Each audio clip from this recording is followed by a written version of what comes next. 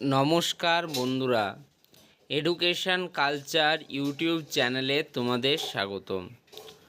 তো আজকে আমি তোমাদের সাথে আলোচনা করব এই যে তোমাদের ডিপ্লোমা থার্ড ফেজ কাউন্সেলিং। তো এই থার্ড ফেজ কাউন্সেলিংয়ে কাট অফ কী পর্যন্ত যেতে পারে। তো দেখো, আজকে আমি তোমাদের কিছু সহজ কথা বলবো, যেটা কিন্তু আশা করি তোমরা প্রত্যেকেই বুঝতে পারবে। 2000 এই যে 24-25 শিক্ষাবর্ষে এই প্রথমবার দ্বিতীয়বার তোমরা চয়েস ফিলিং করার সুযোগ পেলে।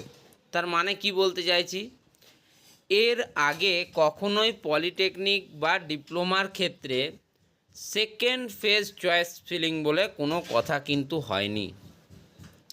এর আগে চয়েস ফিলিং একবারই হতো এবং তার ভিত্তিতেই কিন্তু 3টে phase counselling, first phase, second phase এবং থার্ড ফেজ কাউন্সেলিং হতো এবং তার পরবর্তীকালে স্পট কাউন্সেলিং প্রসেস চলতো।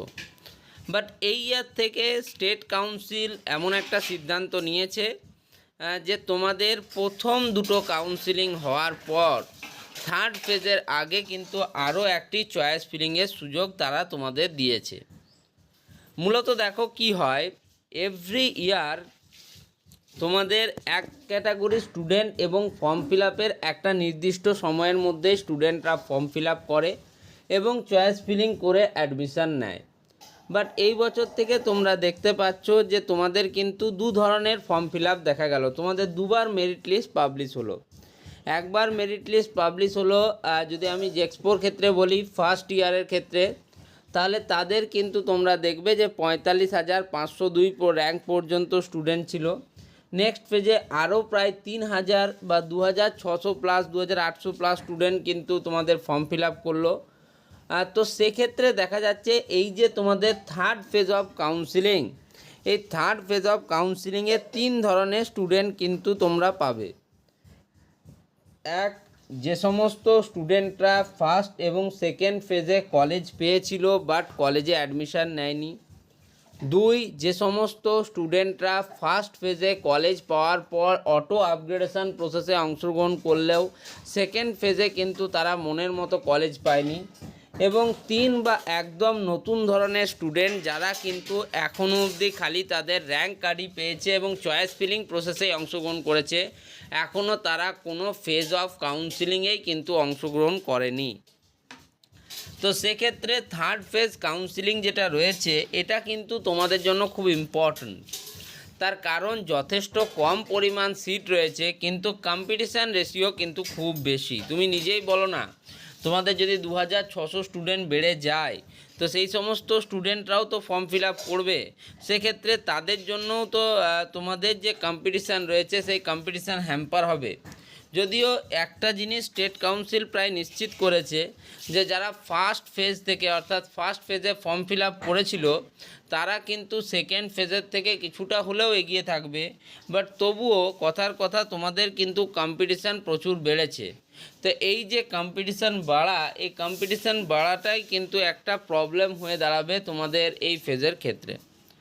দেখো, অনেকজন দেখছি তোমাদের বলছে যে প্রাইভেট পলিটেকনিক কলেজে তারা ভর্তি করিয়ে দেবে বা যথেষ্ট কম সিট রয়েছে।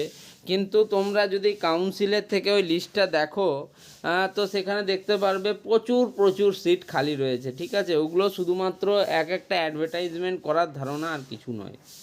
ধরো তুমি থার্ড ফেজেও কোনো কলেজ পেলে না, ফোর্থ ফেজেও কলেজ পেলে না, তারপর স্পট কাউন্সিলিংয়েও কলেজ পেলে না, তখন তোমার কাছে কিন্তু একটা ইনডোর অপশন থাকবে তোমাদের প্রাইভেট পলিটেকনিক কলেজে অ্যাডমিশন নেওয়ার। বাট তার আগে আমি কখনোই তোমাদের বলবো না যে তোমরা কিন্তু কোনো প্রাইভেট পলিটেকনিক কলেজের দিকে যাও। তোমরা অনেকেই কিন্তু যথেষ্ট বুদ্ধিমান এবং খুব ভালোভাবে চয়েস ফিলিং করেছো। আমার চ্যানেলের সাথে যারা যুক্ত আছে তারা তো খুব ভালোভাবে ফর্ম ফিল আপ করেইছো, চয়েস ফিলিং করেছো। তো সেক্ষেত্রে আশা করি তাদের কোনো রকম কোনো প্রবলেম হবে না। আর দেখো, কম্পিটিশান শুধুমাত্র এই বছর বা এখন হাই এমন বলে নয়।